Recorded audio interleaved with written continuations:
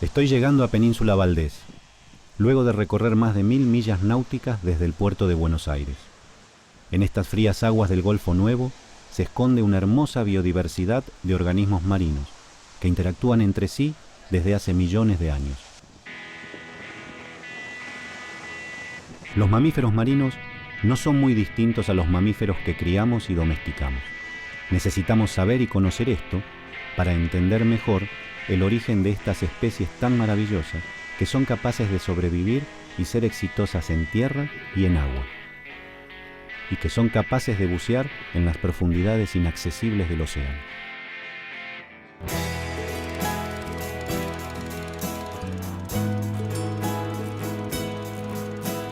Planeta Océano es la historia de una vida dedicada a saber más sobre el océano, sobre los mares del mundo, sobre el camino de una persona curiosa que estudió muchos años para poder comprender y conocer los habitantes del mar. Es la historia de una pasión por las ciencias naturales y por el mar. Es un camino posible para entender que hay que correr la voz. Conservar los océanos no es solo una responsabilidad, sino una cuestión de supervivencia.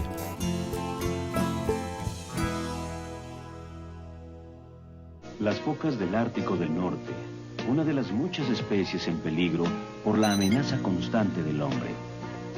Los abrigos blancos, hechos con la piel de los cachorros, tienen tanta demanda que cazadores de todos los rincones del mundo se reúnen aquí para capturar tantos cachorros como les sea posible antes de que suceda. Esta es la historia de una de estas focas bebé. En la serie animada de los años 80, Seabird, se observaba una foca verdadera, un cachorrito de foca en realidad. Seabird no tiene orejas y no utiliza las aletas traseras para moverse en tierra. Las focas son animales que se desplazan muy bien en el agua, pero no tan bien en tierra, debido a que en tierra firme se impulsan solo utilizando sus aletas anteriores, por lo que parecen arrastrarse como si fueran orugas.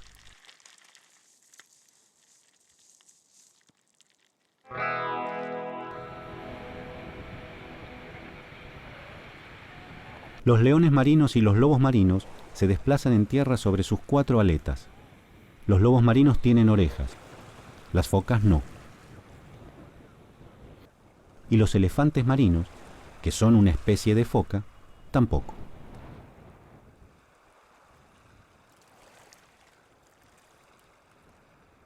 The hilarious adventures of Walt Disney's Sammy, the Way Out Seal. Con esta información podemos llegar a la conclusión de que Sammy la foca loca no es una foca, sino un lobo marino. When a couple of fun-loving boys discover a way out seal.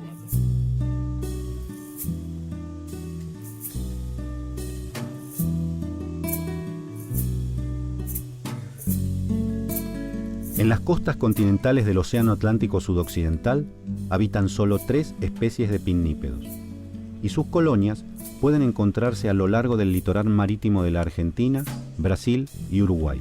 Se trata del león marino de América del Sur, conocido también como lobo marino de un pelo, el lobo marino peletero sudamericano, conocido también como lobo marino de 2 pelos, y el elefante marino del sur.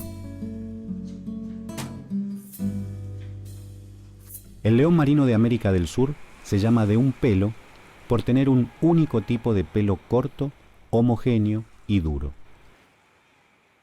Se llama de 2 pelos al lobo marino peletero porque su piel presenta 2 tipos de pelos, uno más largo y oscuro, duro, y otro, por debajo del primero, que es suave y corto. Este pelo suave es el que los transforma en peleteros, pues su piel, una vez afeitados los pelos duros, es muy apreciada para prendas de peletería fina. Con apenas 20 años tuve la ocasión de asistir a un congreso científico internacional que se realizó en el Museo Argentino de Ciencias Naturales. Entre las conferencias de trabajos científicos que presencié, recuerdo la fascinación que despertaron en mí los lobos marinos de Patagonia y su comportamiento social. En 1982 conocí a jóvenes científicos que luego marcaron mi futuro profesional. Cuando yo comencé con los mamíferos marinos, me vi obligado a tomar ese tema porque no había gente en la Argentina trabajando.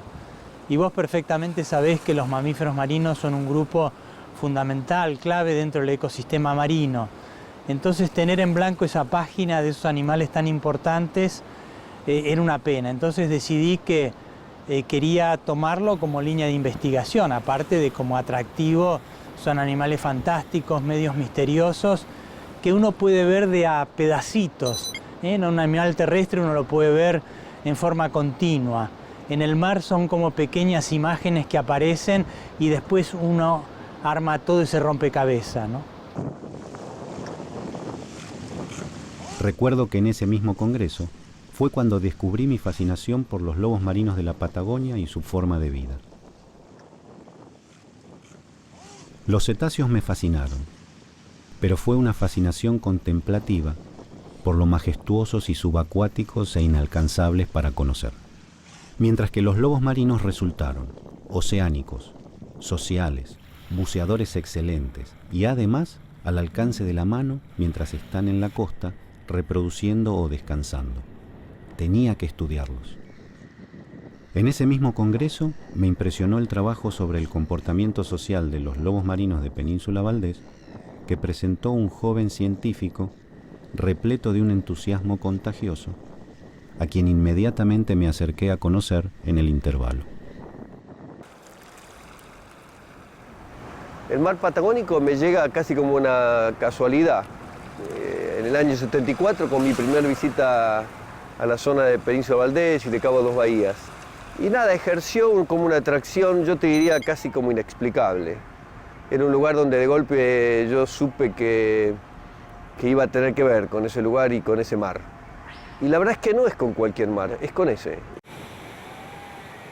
Ese verano comencé a trabajar con Claudio Campagna, a quien ayudé a obtener datos para su tesis de doctorado. Luego, Claudio dirigió mi tesis de doctorado con lobos marinos del Océano Atlántico Sur.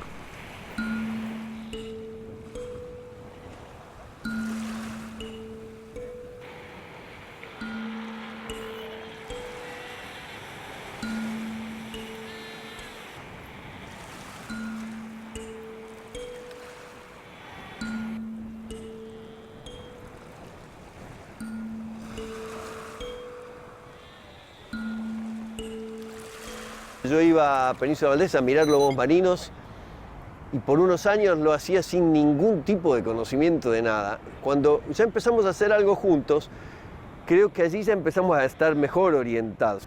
Pero si vos te acordás, en ese momento los que nos atraía era un particular comportamiento que tenían los lobos. Y ese comportamiento social del lobo marino en donde los jóvenes, machos jóvenes, atacaban a las colonias en grupo, y hacían una enorme disrupción de la colonia, era muy interesante porque eran verdaderas revoluciones en la sociedad de los lobos marinos. Nosotros veníamos de una época muy compleja en la historia de la Argentina y esa comprensión de esa agresividad en una especie totalmente distinta al ser humano, a mí era lo que a mí más me interesaba de los lobos.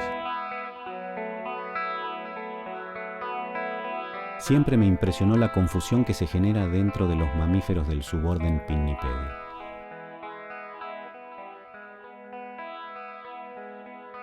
Las focas, los lobos marinos y las morsas conforman el suborden Pinnipedia.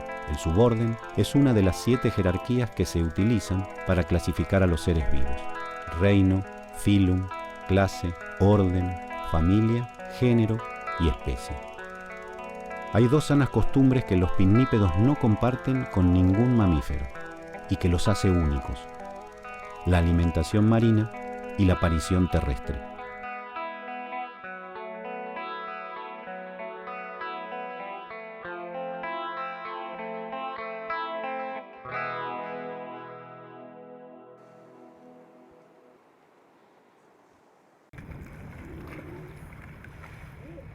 Los métodos de estudio del comportamiento social de los lobos marinos de Punta Norte se basaron en miles de horas de observación a lo largo de más de una década.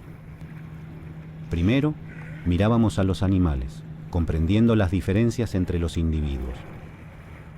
Para estudiar estas diferencias, comenzamos a marcarlos con pintura de colores. Confeccionábamos tarjetas de identificación y los seguíamos durante toda la temporada reproductiva, conociendo sus costumbres y estrategias. Cada individuo era diferente. Ricardo Bastida, pionero en los estudios científicos modernos de mamíferos marinos del mar argentino, es además un experto surfista marplatense.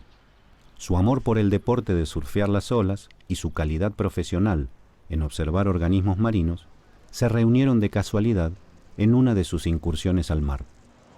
¿Cómo fue que descubriste la presencia de esos animales que se fue aumentando año a año en esta zona de Cabo Corrientes? Fue un hallazgo casual, fortuito, como tantas otras cosas que ocurren en el mundo científico, ¿no?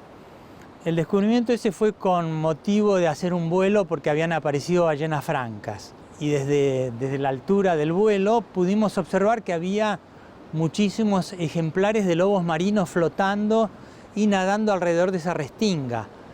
Bueno, suponíamos que eran lobos de un pelo, hasta que en una oportunidad, nuevamente con mi tabla de surf, había una rompiente cerca de esa restinga y estaba ahí surfeando y de golpe aparecieron unos lobos marinos y me impresioné porque no eran los lobos marinos de un pelo que uno está acostumbrado a ver, sino que eran lobos de dos pelos que son más pequeños, tienen otra coloración. Y digo, no, entonces esto nos hemos equivocado como científicos, no es un apostadero de un pelo, sino de dos pelos. Y así fue como en un congreso, dimos a conocer a nuestros colegas que había una colonia de lobo de dos pelos en la provincia de Buenos Aires, si bien era de permanencia estacional.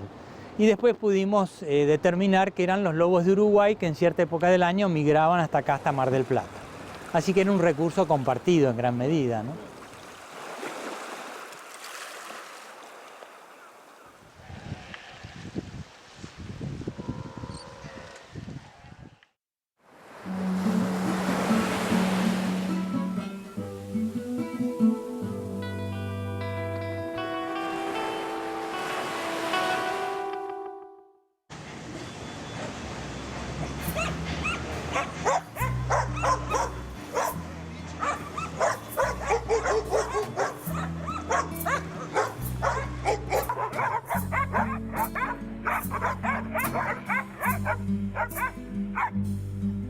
En un momento, los pescadores del puerto de Mar del Plata presionaron para hacer una matanza de lobos marinos de un pelo porque era cierto, rompían, defecaban sobre las lanchas, creaban un problema y una competencia muy seria entre pescadores y los lobos. Hasta que llegó un día que vinieron de un sindicato para que les dieran el permiso para realizar la matanza, cosa que nosotros no queríamos porque nos parecía que no era lo correcto. Le dijimos, mire, no tiene ningún sentido que usted haga matanzas en el puerto, porque apenas usted haga la matanza y quede espacio en esa colonia, estos lobos que están esperando entrar en el puerto lo van a hacer de inmediato.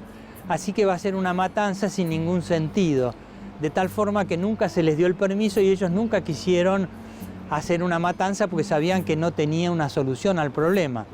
Después, por suerte, se ubicó en otro lugar la colonia, ya no hubo conflicto entre los lobos que subían en la lancha pesquera y todos quedaron contentos. Y sigue la presencia de las dos especies, ya los pescadores no se sienten molestos, así que todo se fue acomodando, pero no por un acierto, sino por un error que vino bien para la situación.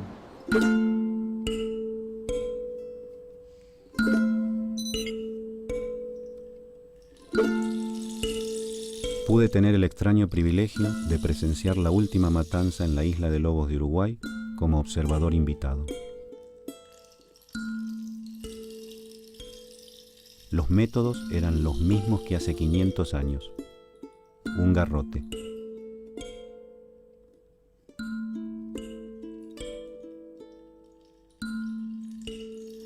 Mis ojos veían el trabajo mientras se nublaban de lágrimas. Tuvieron que transcurrir 500 años para entender que no era necesario.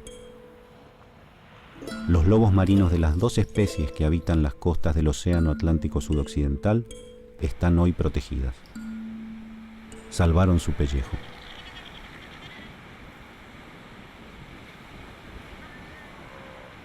Hoy sería muy difícil volver a la época de los años 40 o 30 cuando mataban lobos marinos. Sí, o prácticamente imposible. Yo diría prácticamente imposible. Es posible que algún trasnochado que gobierna nuestro país o alguna de las provincias de nuestro país se le ocurra algún día volver a explotar lobos marinos. Le va a costar mucho, no solamente porque hoy tenemos mejor información y comprendemos más de qué se trata el comportamiento social, sino también la función que cumplen estos animales.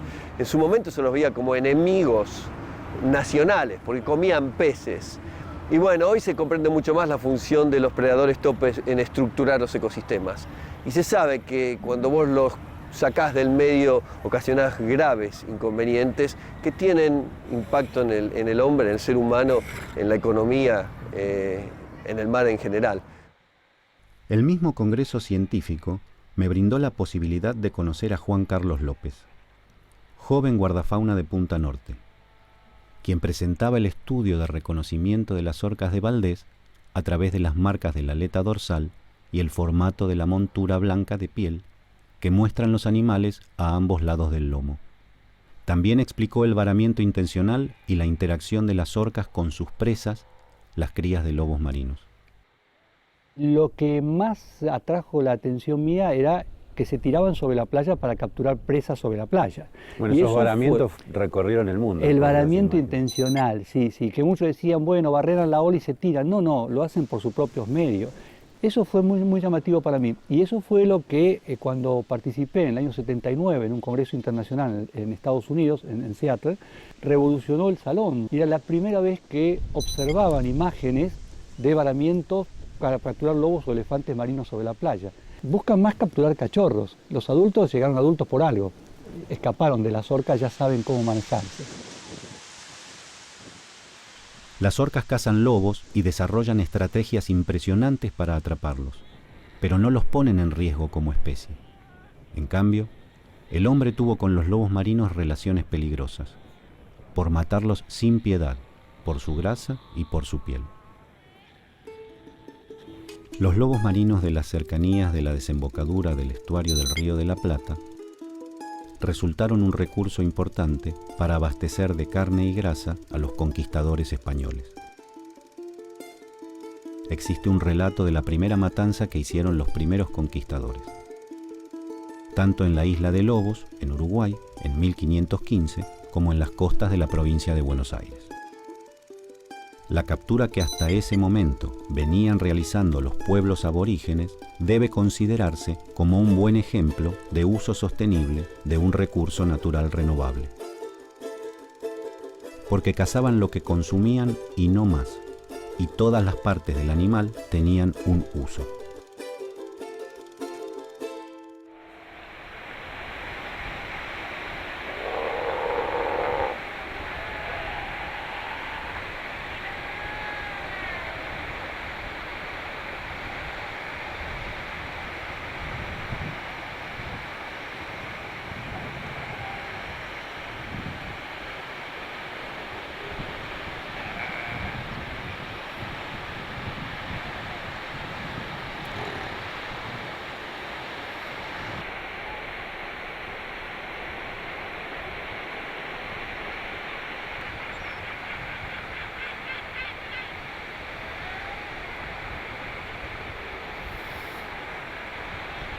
La conservación a mí no me viene por formación, me viene por naturaleza. Es esa voluntad de cuidar que yo te decía. Desde la razón yo debería haber seguido el comportamiento animal. Creo que a veces me arrepiento de no haber seguido el comportamiento animal y haber pasado a la conservación, porque el problema del que hace conservación es que se prepara por una vida de frustraciones constantes. Y la verdad es que eso te saca hasta la satisfacción de mirar ese mar. Con el tiempo uno aprende a medir esas frustraciones. Empieza también a ver que hay una tendencia en el mundo que va a favor de lo que uno quiere. El cuidar requiere una urgencia que uno no ve, que esa urgencia no condice con lo que está sucediendo, y esto frustra. La conservación es algo mucho más visceral. Si bien los argumentos que los conservacionistas proponemos para hacer conservación son racionales, a mí no son esos los que me interesan. Yo soy una persona compasiva Yo no quiero una especie que se extinga por compasión hacia los individuos, no quiero que haya más dolor del necesario, y esas cosas uno no las utiliza cuando hace conservación. Uno habla de economía o de beneficio para las futuras generaciones, y en realidad uno quiere que el mundo sea más pacífico, más prístino.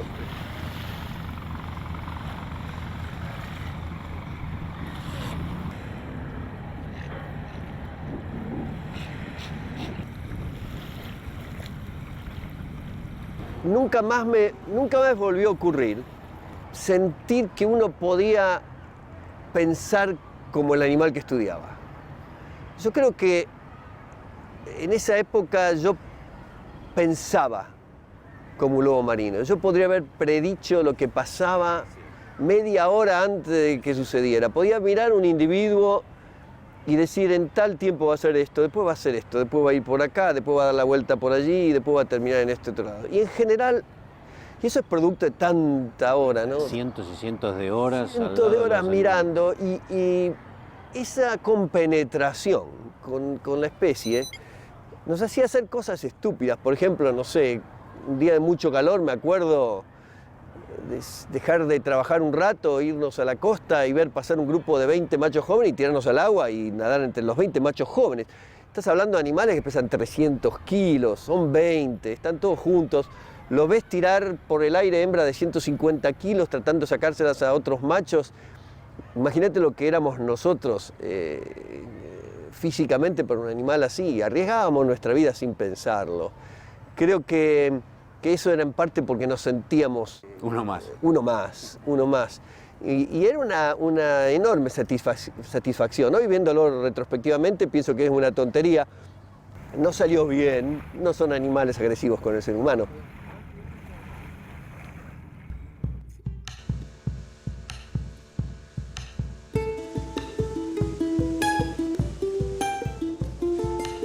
La mañana era radiante y fría, el reencuentro inminente. El sonido del motor del bote y el aire cortante en mi rostro anticipaban una gélida zambullida para una cálida bienvenida.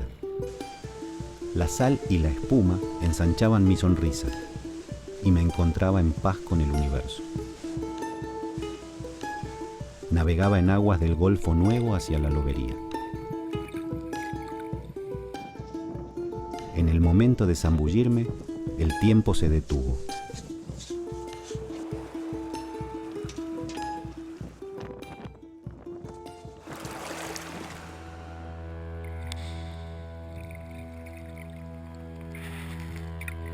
El sonido de las burbujas escapando entre mi traje de neopren dejaba paso al sonido de mi corazón y a la felicidad del regreso a un mundo azul verdoso, conocido y añorado.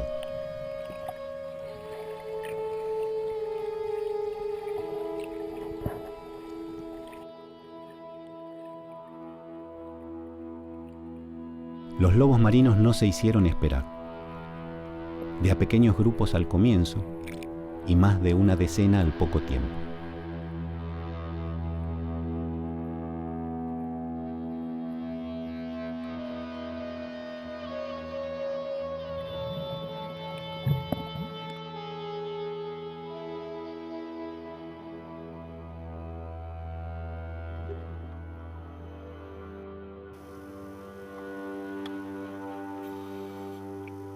Jóvenes lobos nadando a sus anchas en invierno. Los adultos en otras áreas comiendo y acumulando grasa para el próximo verano. Hidrodinámicos, veloces, ágiles buceadores.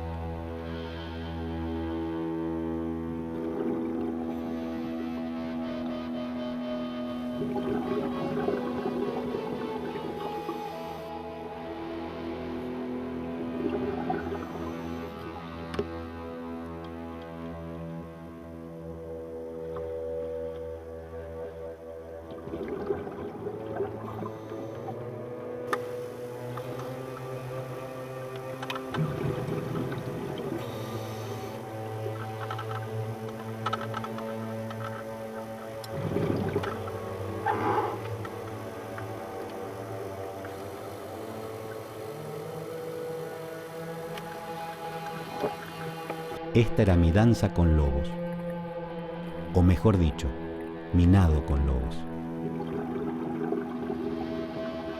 Debajo de la superficie de las olas, donde el tiempo se detiene, somos, nosotros los humanos, criaturas extrañas que apenas nos asomamos a un mundo de sal maravilloso.